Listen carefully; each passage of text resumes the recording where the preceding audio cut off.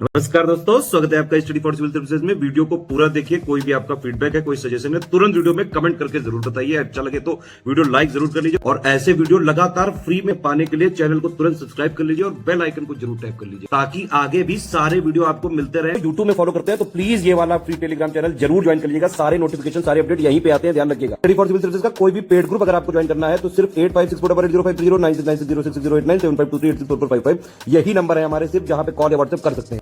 Instagram पे हमारा page जरूर फॉलो कर लीजिएगा, स्टडी फॉर सिविल .सर्विसेज है। ट्विटर पे हमको जरूर फॉलो कर लीजिएगा, @study for civils है।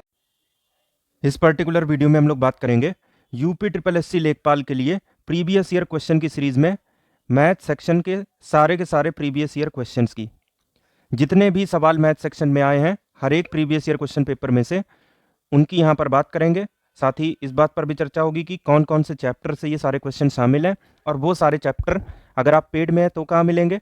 यदि आप फ्री टेलीग्राम और यूट्यूब हर जगह फॉलो करते हैं तो ये सारी प्रिपरेशन कहाँ से हो सकती है, इस बारे में भी बात की जाएगी। यूपी ट्रिपल एससी लेखपाल के लिए हमारे पेड कोर्सेज चालू हैं। आप इन दोनों नंबर पर कॉल या फिर व्हाट्सएप करके जानकारी प्राप्त कर सकते हैं। जो हमारा फर्स्ट क्वेश्चन है वो चकबंदी लेखपाल शिफ्ट 1 से है और इस चैप्टर का नाम है सिंप्लीफिकेशन। सिंप्लीफिकेशन से ये सवाल है। अगर आप पेड कोर्स हमारा ज्वाइन किए हुए हैं तो वहाँ पर जो फुल सिलेबस मिला हुआ है मैथ सेक्शन से उसमें ये वाला चैप्टर ज़रूर फॉलो करें। तो शुरुआत करते हैं। इसका आपको स्क्वायर रूट चाहिए, तो इस पूरी चीज़ के स्क्वायर का स्क्वायर इसको आप लिख सकते हैं क्योंकि पावर 4 है, यहाँ पर भी यही काम कर सकते हैं। अब ये ए स्क्वायर माइनस बी स्क्वायर की फॉर्म में है जो कि होता है ए plus B into A minus B, A square minus B square. तो यहाँ पर 3 1/4 का स्क्वायर माइनस 4 1/3 का स्क्वायर, ये प्लस में और इतना ही माइनस में हो जाएगा।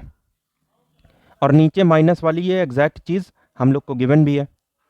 अब इससे ये कैंसिल हो गया, ये पूरी चीज़ हमारे पास बच जा रही है जिसे हम सॉल्व कर सकते हैं आसानी से। 3 चौक 12 1 13/4 स्क्वायर प्लस 4 3 12 1 13/3 का स्क्वायर, 169/16 प्लस 169/9, 169 हो गया कॉमन, 1/16 प्लस 1/9 ये हो जाएगा 169 इंटू 25/144, जिसे हम लिख सकते हैं 13 इंटू 5/12 यानी 65/12, जो कि हो जाएगा 5 इंटू 12 यानी 60 और 5 65/12। सी ऑप्शन यहाँ से एकदम सही है। नेक्स्ट सवाल है एलसीएम और एचसीएफ से। इस नाम से चैप्टर आपको पेड ग्रुप में मिल जाएगा अगर आप वहाँ पे हैं तो खैर यहाँ पर 3 नंबर की बात हो रही है जिनका एलसीएम 23,100 है और एचसीएफ 5 है। इनमें से 2 नंबर 700 और 770 हैं, ठीक। तो यहाँ पर एचसीएफ 5 है और ये 770 यानी 11 से भी नंबर वो कटना चाहिए जिस किसी की भी बात हो रही है। साथ ही में यहाँ पे 15 भी एक फैक्टर मिलेगा इन दोनों में। तो जहाँ पर 15 और 11 के अलावा कोई भी फैक्टर मिल रहा है वो चीज़ कट जाएगी। जैसे 180 में 15 इंटू 12 और 12 में होते हैं 3 इंटू 4, तो 4 तो ऊपर कहीं है ही नहीं है, ये हट गया। इसी तरीके से 425 11 से नहीं कटेगा, ये भी चला जाएगा। 90 के साथ भी ये समस्या है कि 15 इंटू 6 है और 15 और 11 के अलावा कोई भी फैक्टर हमें कंसिडर नहीं करना है, तो ये भी गया। ए ऑप्शन यहाँ से सही हो गया। 3 नंबर क्वेश्चन की अगर हम बात करें तो ये है परसेंटेज से। ये जितने भी टॉपिक हैं जिनके नाम लिए जा रहे हैं, अगर आप ये चाहते हैं कि इन सभी को मिलाकर लेखपाल मैथ्स के लिए कंप्लीट पापा वीडियो दिया जाए तो कमेंट सेक्शन में इसकी डिमांड कर सकते हैं। बाकी यदि आप पेड में हैं तो वहाँ पर पूरे सिलेबस के topic wise videos, PDFs practice के लिए, मतलब जिस पर वीडियो बनाए वो पीडीएफ तो मिलेगा ही, साथ में मोस्ट एक्सपेक्टेड क्वेश्चन के ऊपर भी पीडीएफ मिलेगा और साथ में हमारा पेड क्विज भी है जहाँ पर मैथ्स के क्वेश्चन मिलते हैं प्रैक्टिस करने के लिए। साथ ही में सेक्शन वाइज टेस्ट सीरीज और फुल लेंथ टेस्ट सीरीज भी है। तो ये सारी चीज़ें आप इंक्वायरी कर सकते हैं गिवन नंबर पे। तो यहाँ पर किसी पर्टिकुलर चीज़ के ऊपर जो टैक्स है उसको 10% से घटा दिया गया और उस चीज़ की जो कंजम्पशन है वो उसी तरीके से 8% से बढ़ गई, क्योंकि अगर उस पर टैक्स कम होगा तो वो चीज़ ज़्यादा बिकेगी, वही हुआ है। तो टोटल रेवेन्यू की यहाँ पर बात की जा रही है कि भाई उस पर क्या असर पड़ने वाला है। तो यहाँ पर सक्सेसिव परसेंटेज लग सकता है x + y + xy/100, क्योंकि यहाँ पर टोटल रेवेन्यू के पीछे 2 चीज़ें होती हैं, एक तो है टैक्स और दूसरा है कंजम्पशन। क्योंकि ओवरऑल जो रेवेन्यू है किसी भी दुकानदार का या फर्म का 2 चीज़ों से प्रभावित होता है, एक तो मार्केट की डिमांड और दूसरा टैक्स। तो यहाँ पर 10% की कमी है तो -10, 8% का इंक्रीमेंट है तो +8, माइनस, क्योंकि प्लस माइनस माइनस होता है, 10 × 8/100 ये हो गया -2 और 8/10 यानी ये तो ये माइनस का 2.8 यानी कि 2.8% का डिक्रीमेंट हुआ है ए। अगला सवाल है मिक्सचर एंड एलिगेशन से। यहाँ पर एक अलॉय की बात हो रही है जिसमें दो टाइप के एलिमेंट है, 90% कॉपर मिलेगा, 10% जिंक मिलेगा। एक दूसरा टाइप का अलॉय है जिसके साथ पहले वाले को मिक्स किया गया है, उसमें 96% कॉपर है, 4% जिंक है। तो मिक्स करने के बाद में उस मिक्सचर में 9% जिंक देखने को मिला है। किस रेशियो में इन दोनों मिक्सचर को मिलाया जाए ताकि रिजल्टेंट मिक्सचर में 9% जिंक आ जाए? तो रिजल्टेंट में क्या चाहिए? जिंक। तो जब पहले और दूसरे को मिलाएंगे तो क्या चीज़ देखेंगे? जिंक ही तो देखेंगे। पहले जो अलॉय है उस केस में 10% जिंक है, दूसरे केस में 4% जिंक है, और जो हमें मिला उसमें 9% जिंक है। इन दोनों के डिफरेंस को यहाँ लिखेंगे, 10 में से 9 गया 1 और 9 में से 4 गया 5, इसको हम यहाँ लिखेंगे। 5:1 के रेशियो में मिलाना है, ए ऑप्शन यहाँ से सही है। जो वीडियो बनेगा आप लोगों की डिमांड पर, उसमें जितने भी चैप्टर का नाम लिया है सारे के सारे कंपाइल किए जाएंगे। अगला सवाल है डेटा इंटरप्रिटेशन से। यहाँ पर क्वेश्चन नंबर 5 से लेकर 7 तक की बात करनी है इस ग्राफ के आधार पर, और इसमें इन्फॉर्मेशन किस बारे में गिवन है? एक कार की जर्नी के बारे में गिवन है 6 घंटे के टाइम में। यहाँ पे समय बीत रहा है एक्स एक्सिस में घंटों में, और ऊपर दिया हुआ है कि घंटों के हिसाब से वो कितने किलोमीटर चल रही है जो हमारी कार है। पहला यहाँ पे सवाल है 5 नंबर, ए से बी के बीच में कार ने कितना डिस्टेंस कवर किया हुआ है ये बताना है। तो ये ए से बी, यहाँ पे डिस्टेंस टाइम ग्राफ एकदम ऐसे जा रहा है, यानी कि टाइम कितना भी आगे बढ़ता रहे डिस्टेंस आगे नहीं बढ़ना है। तो डिस्टेंस आगे नहीं बढ़ना है तो इसका मतलब इस बीच डिस्टेंस 0 कवर होना है, 0 किलोमीटर या नील, ए। नेक्स्ट बात करेंगे 6 नंबर की, इस पूरी जर्नी में कार ने कितना डिस्टेंस कवर किया है इस बारे में बताना है। तो यहाँ पे आप वापस से ग्राफ देखिए, इस पूरी जर्नी में ये 50, ये 0, ये 100 से 150 यानी फिर से 50, तो ये 100 किलोमीटर हुआ, और उसके बाद ये 150 पे है, वापस से 0 पे आ गया, तो ये 150 और जुड़ जाएगा उसमें। तो कुल मिला के बात ये है कि 250 किलोमीटर यहाँ से होना चाहिए, लेकिन नहीं, आपको यहाँ ए से लेकर सी देखना है, टुकड़ों में कितना डिस्टेंस चला है ये नहीं देखना है। तो 150 गया, उतना ही वापस आ गया, तो 300 किलोमीटर उसने कवर कर लिया कार ने, ए। नेक्स्ट बात करेंगे 7 नंबर की, तो पॉइंट सी से डी के बीच में इस कार की एवरेज स्पीड कितनी है इस बारे में बात करनी है। तो एवरेज स्पीड होता है टोटल डिस्टेंस बटे टोटल टाइम। तो कुल दूरी सी से लेकर डी तक उसने तय की है 150, और समय कितना लगा है? यहाँ पे वो कार थी, यहाँ तक गई तो 2 घंटे का समय लगा है, 6 - 4, तो एवरेज स्पीड उसकी 150/2 यानी 75 किलोमीटर हो जाती है, जो कि किसी भी ऑप्शन में गिवन नहीं है। So answer will be none of these.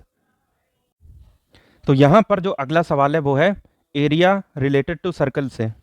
हालांकि इसमें एरिया जैसी बात नहीं कर रहे हैं, लेकिन एक कंसेप्चुअल सी बात यहाँ पे बताई जा रही है इस वाले चैप्टर में। तो यहाँ पर जो मेजर आर्क है किसी भी सर्कल की, उसमें एंगल x बना हुआ है, तो उस हिसाब से कौन सा ऑप्शन सही है उस x के लिए। तो जैसा कि हम लोग जानते हैं कि मेजर आर्क हमेशा ऑब्ट्यूस एंगल बनाती है जो 180 से बड़ा होता है और 360 से छोटा। तो x will be between 180 and 360, A. Next बात करेंगे क्वेश्चन नंबर 9 की, जो कि है 2 डिजिट नंबर से, और ये जो टॉपिक है ये कहाँ कवर होता है? नंबर सिस्टम में, इस चैप्टर का नाम है।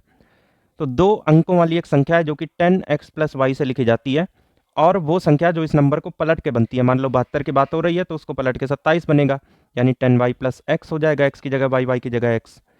तो इन दोनों को जोड़ेंगे तभी तो सम बनेगा। ये नंबर किससे कटेगा? कुछ लोग सोचेंगे कि यहाँ पे तो कोई नंबर ही नहीं है, कट किससे जाएगा? तो देखिए ध्यान से, 10 = 11x, 1 10 11y, 11 common, it will B x + y। तो कुछ भी हो जाए ये 11 से तो संख्या कटेगी ही, ए। अगला सवाल भी नंबर सिस्टम से है, आप इसे LCM HCF से भी रख सकते हैं, बेसिक कंसेप्ट है इसमें एकदम। 2 नंबर का HCF हम निकाल रहे थे, 3 क्वेश्चन मिले हमको, 2 3 और 5, और लास्ट जो डिवाइजर था, मतलब जिस नंबर से हमने वो संख्या काटी वो 45 थी। तो उनमें से छोटा नंबर कौन सा है? क्योंकि 2 नंबर की बात हो रही है तो ये बताना है।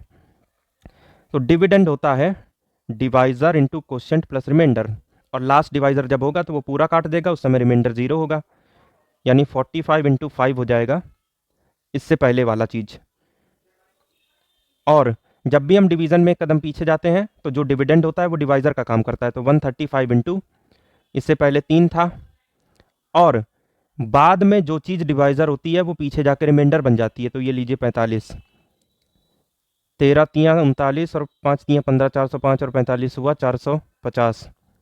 अब ये 450 पीछे जाने पर डिवाइजर का काम करेगा। क्वेश्चन इससे पहले 2 था, उसके बाद ये जो 135 था इससे पहले ये रिमाइंडर के तौर पे काम करेगा। तो 900 और 135 से 1035 यहाँ से वो नंबर आ चुका है। तो यहाँ पर उस नंबर के बारे में पूछ रहे हैं जो कि 1035 इनमें से नहीं है, तो it will be none of these.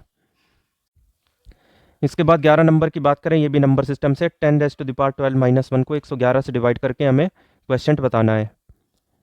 तो 10⁻12 को लिख सकते हैं 10⁻6 का स्क्वायर, और इसको 1 को लिख सकते हैं 1 स्क्वायर। तो a square minus B square का फॉर्म बन चुका है, जो कि होता है a plus B into A minus B, यानी 10⁻6 + 1 10⁻6 - 1। यहाँ पर 10⁻6 + 1 को एज इट इज़ रखेंगे। 10⁻6 - 1 के केस में इसे हम लिखेंगे 10³ का स्क्वायर माइनस 1 स्क्वायर, प्लस वाली चीज़ एज इट इज़, और ये हो जाएगा again a plus B into A minus B, यानी ये। अब 10⁻6 + 1 एज इट इज़, और ये हो जाएगा आपका 999, और ये हो जाएगा 1001। तो जब 111 से काटेंगे तो ये 9 बन जाएगा, 1001 वैसे ही रहेगा क्वेश्चन में, ये भी वैसे ही रहेगा 10⁻6 + 1। तो क्वेश्चन निकालना है तो पहले तो यही देखिए 1001 × 9 यानी कि 9009 ये आपको शुरू में चाहिए, इधर नहीं मिला तो एक ऑप्शन तो ऐसे ही हट गया। 9009 9009 3 ऑप्शन अभी भी चालू हैं। इसके बाद चूंकि अगला नंबर आपका 10,01,000 है और 9 से गुणा हो रही है चीज़, इसलिए लास्ट में आपको क्या चाहिए 009। इधर नहीं मिला, इधर मिला है। अब बीच में 2 9 नहीं मिलेंगे क्योंकि लास्ट में 1 है, तो बीच में थोड़ा गैप होना चाहिए। तो ऐसे आप जज कर सकते हैं सिंपली, और ए ऑप्शन को टिक कर सकते हैं क्योंकि बीच में गैप है 9 से पहले 2 0 का।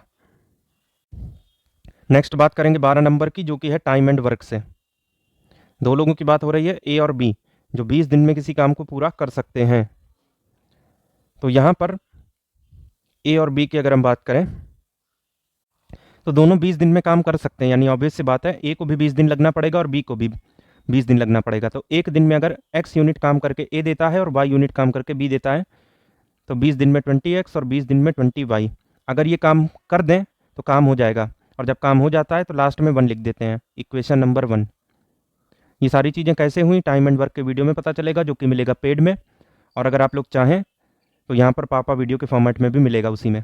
तो खैर, दूसरी कंडीशन दी है कि अगर 10 दिन अकेले सिर्फ ए उस पर काम करे तो ये 10x हो जाएगा, और बाकी काम बी करे 25 दिन में तो इट विल बी 25y, तो भी काम हो जाएगा, इट विल बी अगेन 1।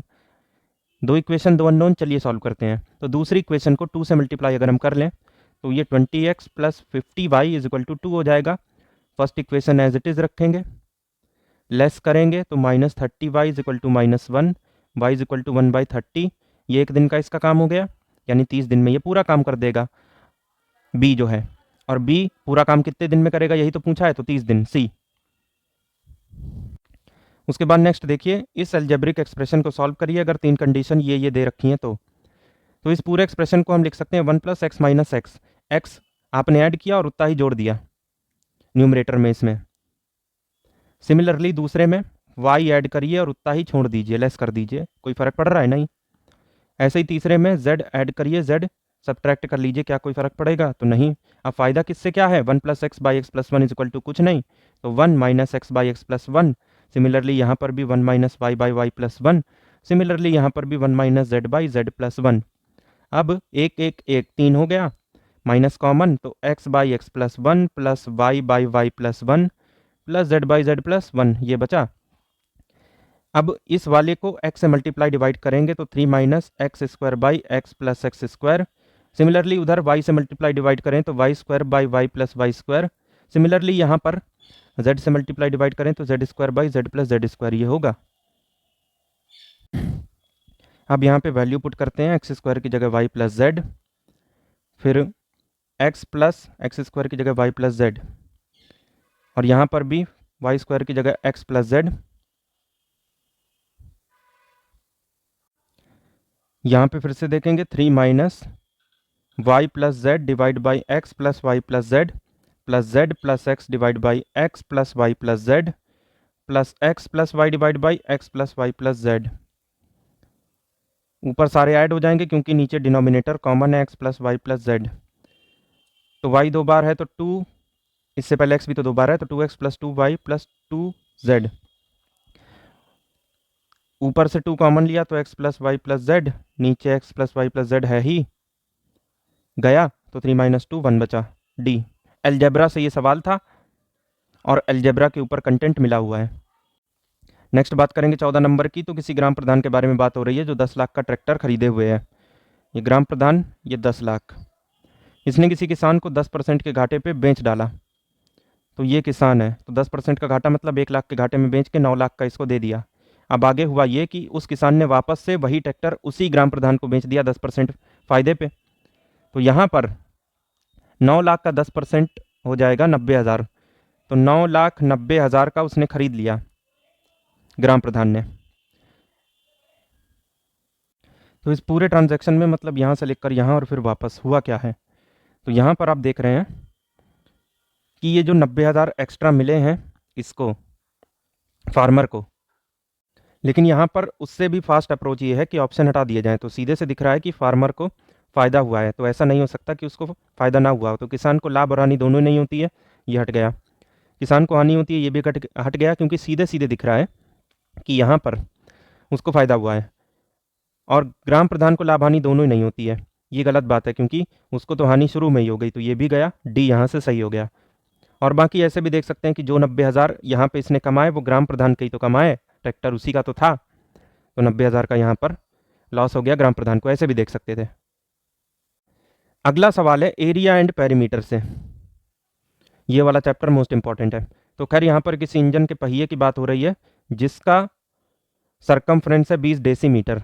तो अगर डेसी दिया है तो मीटर में कन्वर्ट करने के लिए डिवाइड करेंगे, तो 2 मीटर हो गया। अगर डे का दिया होता तो यहाँ पे मल्टीप्लाई कर लेते, ठीक। तो यहाँ पर डेसी दिया है तो डिवाइड, तो 2 मीटर की यहाँ पे सरकमफ्रेंस है। अब पहिया जब चक्कर काटता है तो एक चक्कर काटने के उसमें वो अपनी सरकमफ्रेंस के बराबर डिस्टेंस ट्रैवल कर देता है, तो एक रिवॉल्यूशन के अंदर वो 2 मीटर ट्रैवल कर लेगा।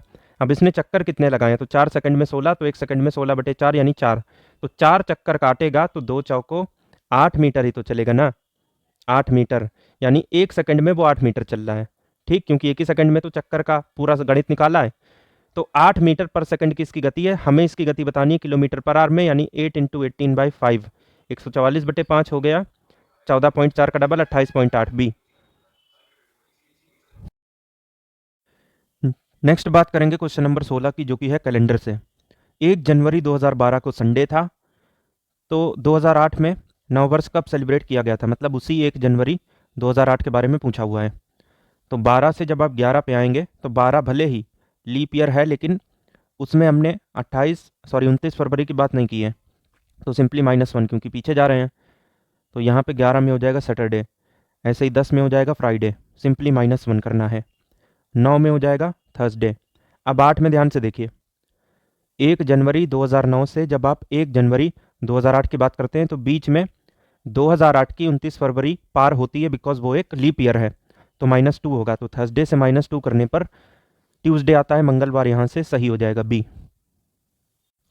उसके बाद 17 नंबर अगर हम बात करें तो किसी पर्सन के बारे में बात हो रही है जो कि 1 घंटे में 10 किलोमीटर की स्पीड से तैर लेता है, या फिर अपनी नाव चला लेता है, अगर वो नाविक हो, जो भी मैटर है।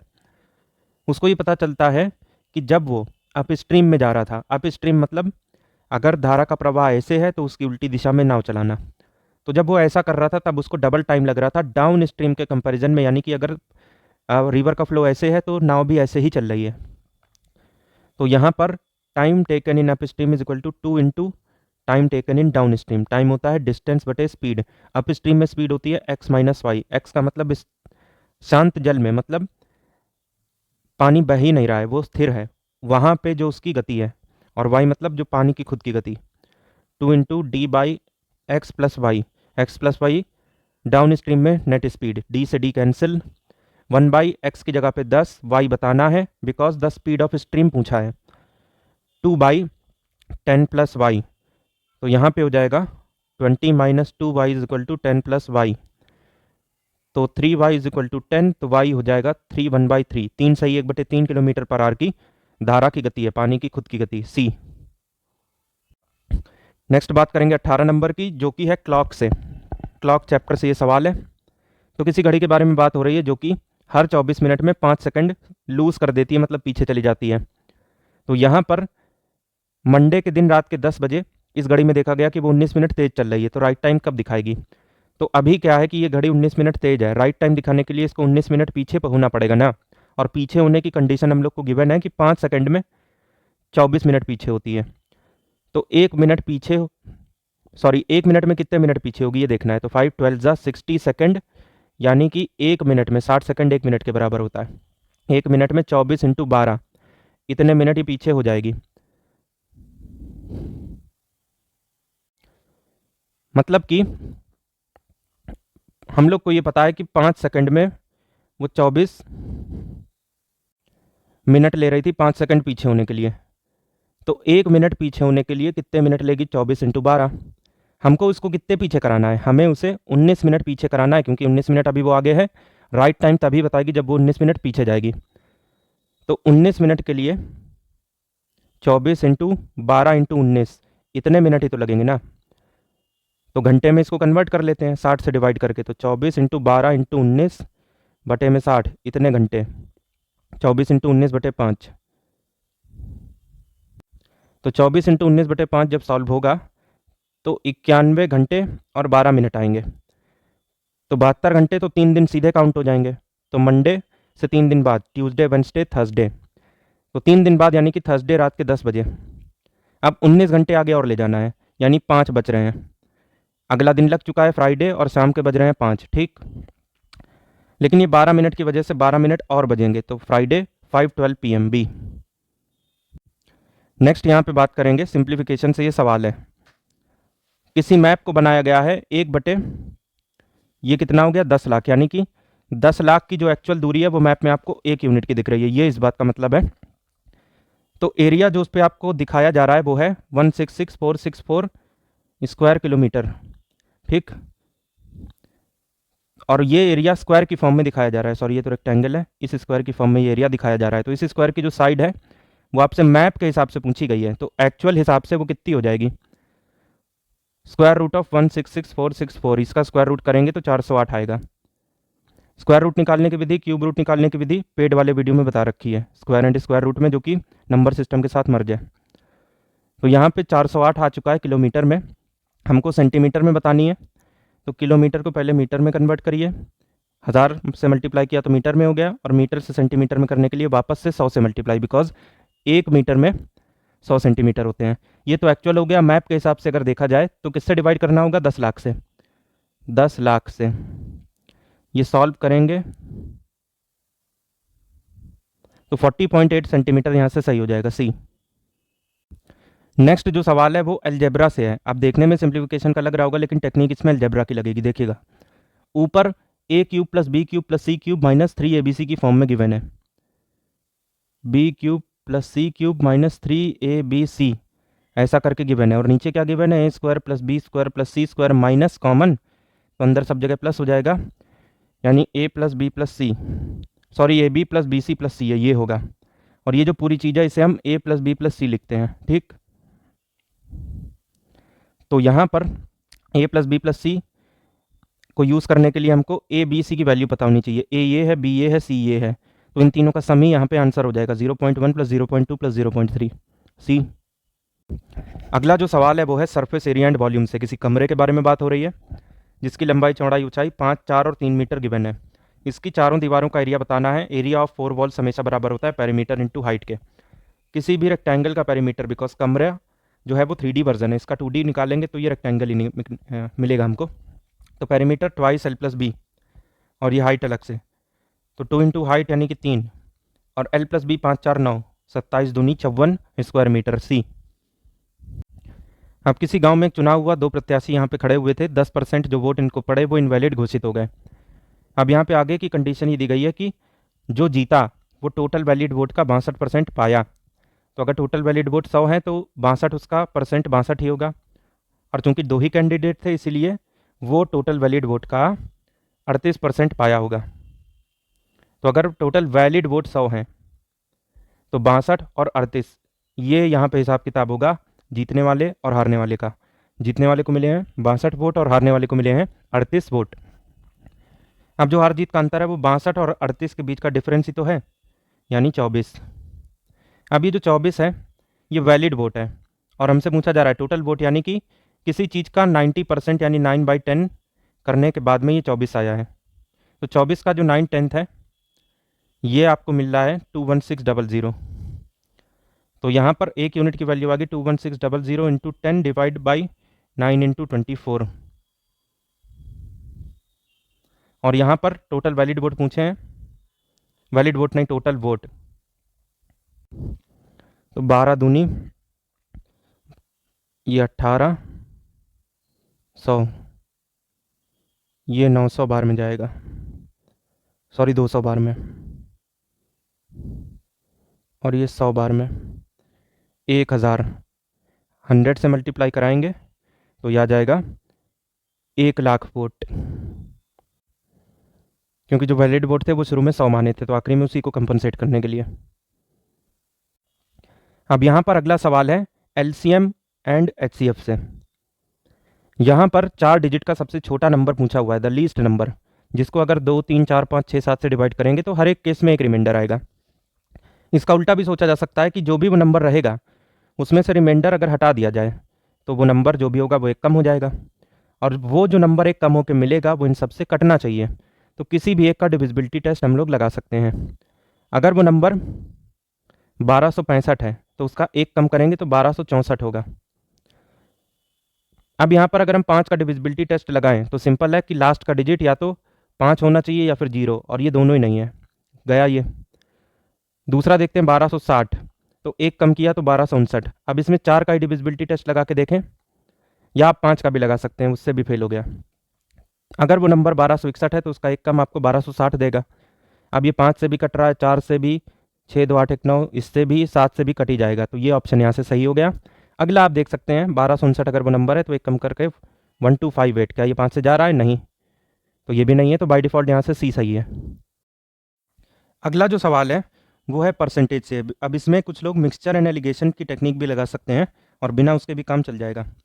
तो यहाँ पर किसी मिक्सचर के बारे में बात हो रही है जिसमें 2 कंपोनेंट है, एक है गेहूँ और दूसरा है जौ। ये जितना भी मिक्सचर है इसमें 80% गेहूँ है, तो ऑब्वियस सी बात है बाकी का 20% जौ होगा।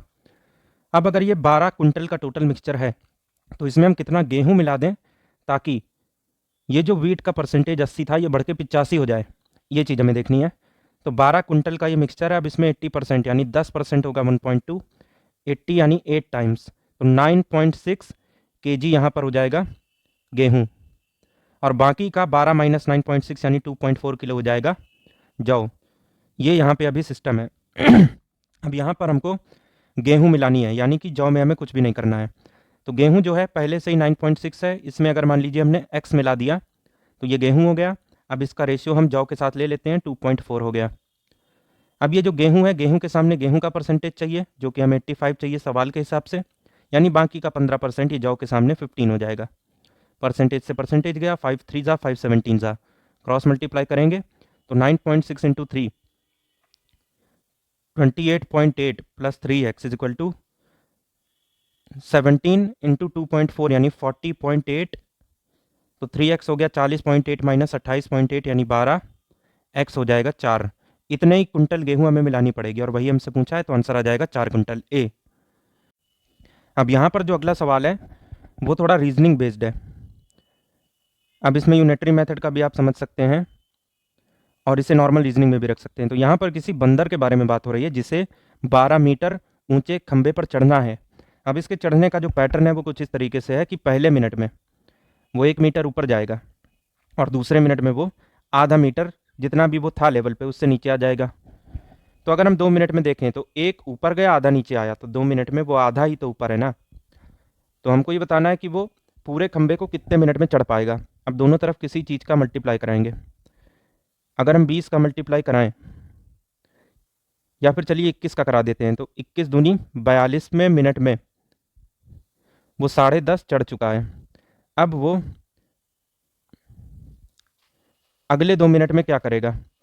तो 42 और 2 44 मिनट में वो 10.5 और आधा 11, क्योंकि वो 2 मिनट में आधा ही तो चढ़ता है, तो 44 मिनट में वो 11 मीटर ऊपर है। अब वो 45वें मिनट में क्या करेगा? वो 1 मीटर ऊपर जाएगा, क्योंकि 2 मिनट तो हमने अपनी कैलकुलेशन के लिए लिया है, लेकिन वो तो एक ऊपर आधा नीचे ऐसे ही तो चढ़ रहा है।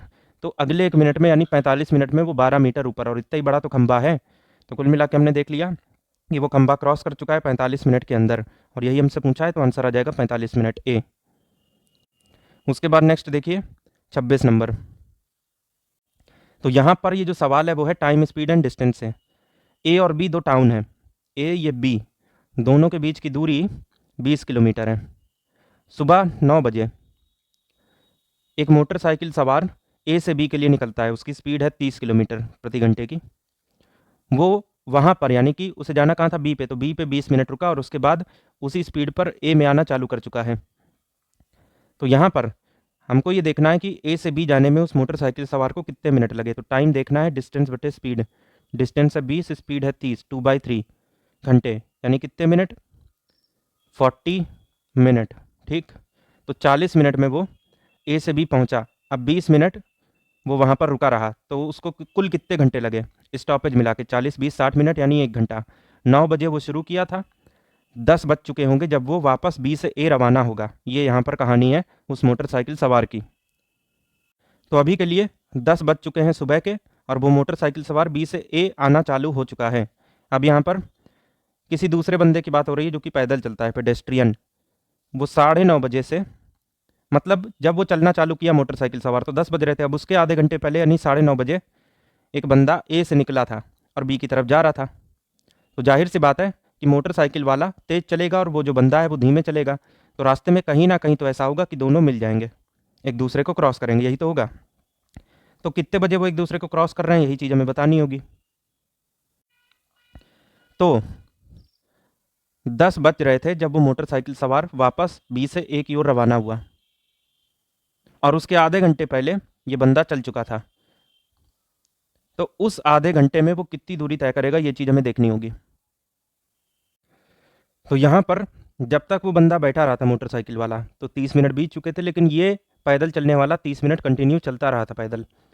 इस पैदल वाले की स्पीड है 5 किलोमीटर प्रति घंटे, तो आधे घंटे में 2.5 किलोमीटर वो चल चुका होगा। तो डिस्टेंस अभी बचा कितना है, 2.5 वो चल चुका है, 17.5 बचा हुआ है ए और बी के बीच में, और यहाँ से दोनों ही चालू हैं और टाइम बज रहा है 10। ठीक, तो 17.5 का डिस्टेंस है, दोनों जो हैं वो एक दूसरे की तरफ आ रहे हैं, क्योंकि मोटरसाइकिल वाला ऐसे जा रहा है और ये ऐसे जा रहा है, तो दोनों एक दूसरे की तरफ ही तो आ रहे हैं। तो यहाँ पर रिलेटिव वेलोसिटी लग जाएगी, टाइम हो जाएगा डिस्टेंस बटे स्पीड, यानी कि इसकी स्पीड 30 है, इसकी 5, तो 35, तो आधा घंटा। तो 10 बजे के बाद आधे घंटे और लगेंगे और दोनों मिल जाएंगे, यानी कि टोटल 10:30 बजे। C option.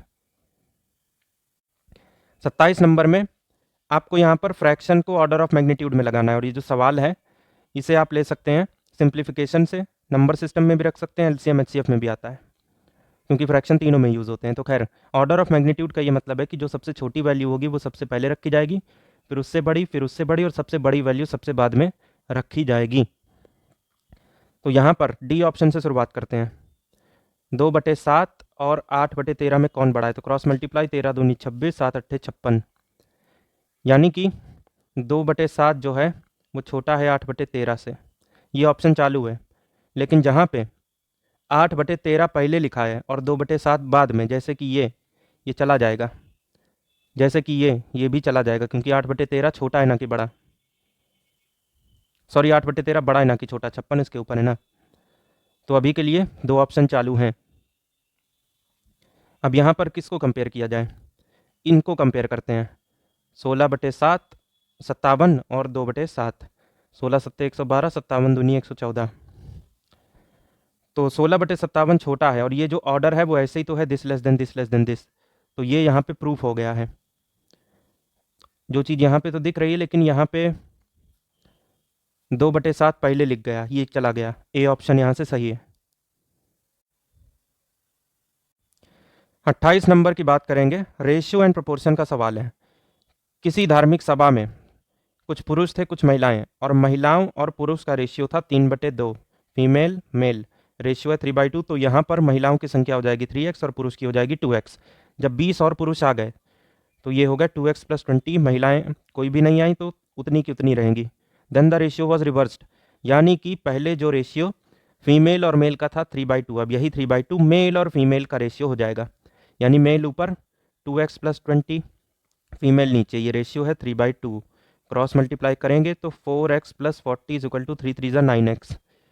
5x is equal to 40, तो x इज इक्वल टू 8 हो गया। शुरू में महिलाएं कितनी थी ये बात आपसे पूछी हुई है, तो शुरू में महिलाएं थी 3x, 3 8 24c।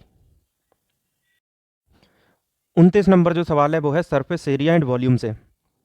तो किसी रेक्टेंगुलर रिजर्वायर, रेक्टेंगल के शेप की टंकी की बात हो रही है जिसकी लंबाई और चौड़ाई दे रखी है। लंबाई है 80 डेसीमीटर, यानी 10 से मल्टीप्लाई करके 800 सेंटीमीटर बोल सकते हैं, और चौड़ाई 45 डेसीमीटर है, यानी 45 सेंटीमीटर चौड़ी है ये। तो इस टंकी का एरिया हो जाएगा लंबाई गुणे चौड़ाई L इंटू बी, 800 इंटू 450, यानी 900 इंटू 400, एक ही बात है। ये हो जाएगा 3,60,000। ये यहाँ पे सेंटीमीटर स्क्वायर में इसका एरिया आ चुका है। और इस टंकी में पानी कितना है ये इस बात पर डिपेंड करेगा कि टंकी के कितने लेवल पर पानी भरा हुआ है, कितनी हाइट पर, क्योंकि वॉल्यूम होता है एरिया इंटू हाइट। अब हाइट के बारे में इंफॉर्मेशन आगे दी गई है कि इस वाली टंकी में 2 घंटे के अंदर 1 डेसीमीटर यानी कि 10 सेंटीमीटर हाइट पहुंच जाती है। तो हाइट मिल गई, एरिया पता ही है, तो ये हो जाएगा 360,000 इंटू 10, ये वॉल्यूम हो चुका है। अब ये टंकी भरी किससे जा रही है, तो एक रेक्टेंगुलर पाइप से ही भरी जा रही है जिसकी लंबाई और चौड़ाई है 3x3। तो उस पाइप में कितना वॉल्यूम आ सकता है ये देखना पड़ेगा, उस पाइप के एरिया से डिवाइड करके 3 इंटू 3। तो यहां पे ये आ जाएगा 4,04,000,000, इतना सेंटीमीटर क्यूब में वॉल्यूम आ जाएगा। ठीक, तो डेसीमीटर में कितना होगा, क्योंकि हमसे स्पीड पूछा जा रहा है पानी की जो पाइप से निकलेगा डेसीमीटर पर आवर में, तो डेसीमीटर में हमें कन्वर्ट करना पड़ेगा, क्योंकि ये जो 4 लाख है ये हमारे पास उस पाइप से निकले हुए पानी का वॉल्यूम तो है, लेकिन सेंटीमीटर क्यूब में, और हमें डेसीमीटर में चाहिए, तो भाई 10 से डिवाइड कर देंगे। तो ये हो जाएगा 4 लाख बटे 10 यानी 40,000 डेसीमीटर क्यूब में वॉल्यूम, जो कि उस पानी का है जो कि इस पाइप से बाहर जा रहा है। तो उस पानी की स्पीड हमसे पूछी जा रही है जो कि उस छोटे पाइप से बाहर जा रहा है पर आवर में। अब ये जो 40,000 में वॉल्यूम मिला ये 2 घंटे के लिए है, तो 1 घंटे में के लिए 2 से डिवाइड करके 20,000 यहाँ पे वॉल्यूम आ जाएगा, और यही उसकी स्पीड होगी, क्योंकि पानी अंदर जाएगा तभी तो स्पीड बनेगी 20,000। यहाँ पर 30 नंबर में 3 गिलास की बात हो रही है जो कि हैं A, B और C। अब इनकी क्षमता का रेशियो है 2/3/4। इस बात का मतलब ये है कि अगर A में 2 लीटर पानी आता है तो B में 3 लीटर आएगा और तभी C में 4 लीटर आएगा, ये यहाँ पे है। अब इन 3 गिलासों में है क्या क्या, 2 चीज़ें हैं, स्पिरिट और पानी। तो A की बात करें तो इसमें भी स्पिरिट और पानी है, B में भी स्पिरिट और वाटर है, और यही C में भी है स्पिरिट और वाटर। किस किस रेशियो में है ये दे रखा है, A में है 1/5, B में है 3/5 और C में है 5/7 में। अब यहाँ पर ये है A, इसमें 2 चीज़ें हैं स्पिरिट वाटर, तो यहाँ पर स्पिरिट हो जाएगी 2 को 1/5 के रेशियो में डिवाइड करने पर, यानी 1 5 टोटल 6 है, तो उसमें से एक हिस्सा 1/6, 2 से मल्टीप्लाई करेंगे क्योंकि एक्चुअल चीज़ यही है, तो 1/3 A में स्पिरिट हुआ। वाटर में यहाँ पर हम देख रहे हैं 6 में से 5 हिस्से, तो 5/6 इंटू 2 यानी 5/3। उसी तरीके से हम B की भी बात कर लेंगे, स्पिरिट वाटर। B में टोटल 3 5 8 हिस्से हैं, उसमें से स्पिरिट 3 है, तो 3/8 इंटू 3, तो ये हो जाएगा 9/8, ये B में स्पिरिट है। वैसे ही यहाँ पे पानी हो जाएगा 8 में से 5 हिस्से, तो 5/8 इंटू में 3, तो ये हो जाएगा 15/8, B में पानी आ चुका है। अब C में भी यही 2 चीज़ें हमें देखनी है, ये है स्पिरिट, ये है वाटर। तो C में 5 7 12 हिस्से हैं, उसमें से 5 की बात करनी है स्पिरिट के लिए, 5/7, तो 5/12 इंटू 4, तो 5/3, ये हुआ। अब यहाँ पे पानी 7/12 इंटू में 4, 7/3। अब यहाँ पे फाइनल मिक्सचर में, क्योंकि तीनों गिलासों को एक चौथे बर्तन में जाके पलटा दिया गया, तो वहाँ पे स्पिरिट और पानी देखना है, तो सारी स्पिरिट जुड़ जाएंगी और सारे पानी जुड़ जाएंगे, रेशियो आ जाएगा। तो यहाँ पे आप स्क्रीनशॉट ले सकते हैं कैलकुलेशन का, बाकी नई कैलकुलेशन के लिए हम आगे बढ़ेंगे।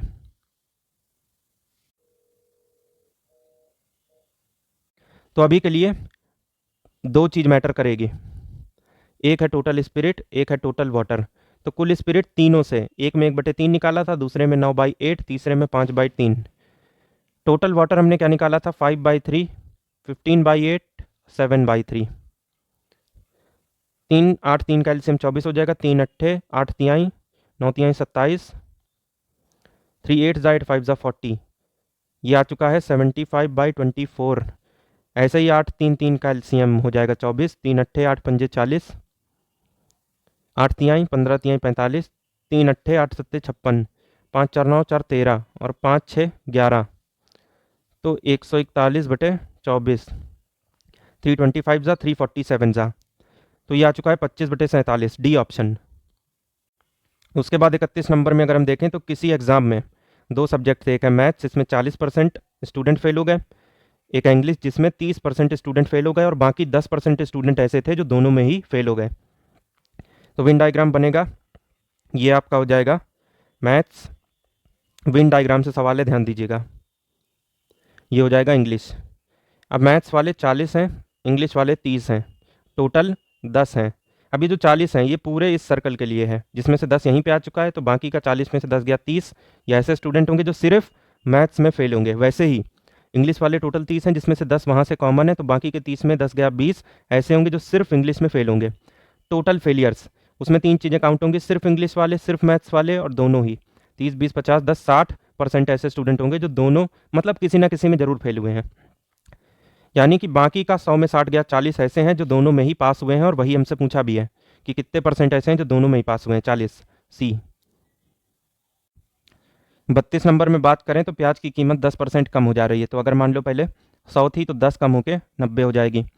टोटल एक्सपेंडिचर कांस्टेंट रखना है, यानी कि प्याज के ऊपर जितने भी पैसे खर्च हो रहे थे वही अभी भी खर्च होंगे। तो यहाँ पे 90 अगर मान लें तो 9000 हो जाएगा, यहाँ पे 100 लेना पड़ेगा तो 9000 होगा। अब हुआ एक्सपेंडिचर कांस्टेंट, क्योंकि एक्सपेंडिचर होता है प्राइस इंटू क्वांटिटी, यानी एक चीज़ कितने की है और कितनी चीज़ें आप ले रहे हो, इन दोनों का मल्टीप्लिकेशन आपको देगा आपकी जेब से कितने पैसे लगे हैं, ये कांस्टेंट हुआ। तो हमने देखा कि जो प्राइस था वो 100 का 90 हुआ, तो यहाँ पर एक्सपेंडिचर 90 का 100 हो गया। ठीक, एक्सपेंडिचर नहीं मतलब जो खर्चा हो रहा था, ये टोटल खर्चा है। तो यहाँ पर 90 से 100 हो गया, मतलब 10 बढ़ गया 90 पे, कंजम्पशन जो है मतलब कि कितना खर्च हो रहा है।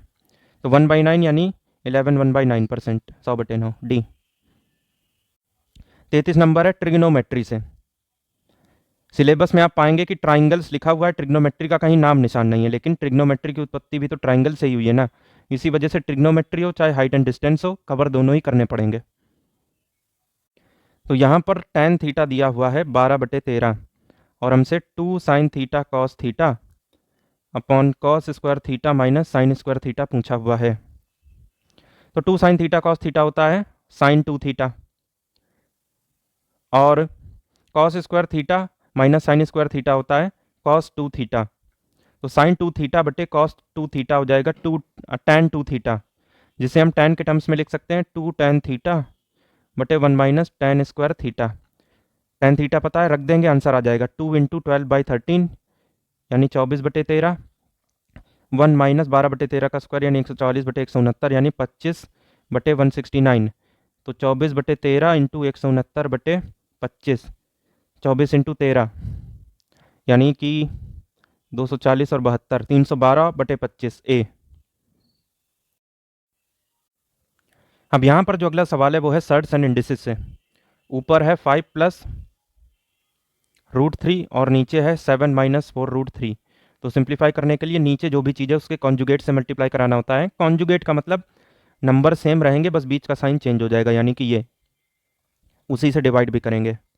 अब नीचे सॉल्व करना तो आसान है, a + b into a - b यानी a square minus b square, तो 7 स्क्वायर 49, 4 का स्क्वायर 16 यानी 48, 49 माइनस 48 यानी 1, तो उससे फ़र्क तो पड़ता नहीं है 1, 5 7 35, 5 चौको 20√3 प्लस 7√3 प्लस 12, तो ये हुआ 35 12 47 प्लस 27√3, और ये चीज़ किसके बराबर दी गई है 47a प्लस √3 टाइम्स b।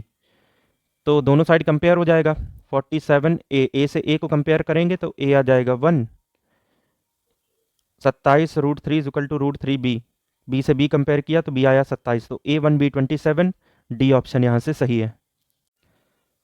अगला जो सवाल है वो सिंपल और कंपाउंड का मिक्स सवाल है, तो दोनों ही चैप्टर ये आने चाहिए। तो यहाँ पर किसी पर्टिकुलर धनराशि के ऊपर 5% के हिसाब से 3 साल के लिए जो सिंपल इंटरेस्ट मिला वो था 1200। तो सिंपल इंटरेस्ट जो है वो हर साल सेम होता है, तो 1 साल का 5%, तो 3 साल का 15%, ये है 1200। तो वो धनराशि कितनी थी ये निकाल लेंगे, जो कि शुरू में हमेशा 100% मानी जाती है। क्वेश्चन मार्क की वैल्यू आएगी 1200 इंटू 100/15, 15 अट्ठे 8000। इस 8000 पर उसी 5% पर उसी 3 साल के लिए आपको कंपाउंड इंटरेस्ट चाहिए। तो ये लीजिए पहला साल, ये दूसरा और ये तीसरा। पहले साल तो वही आपको मिलेगा 5%, 8000 का 5% हो जाएगा 10 का आधा, यानी 800 का आधा 400।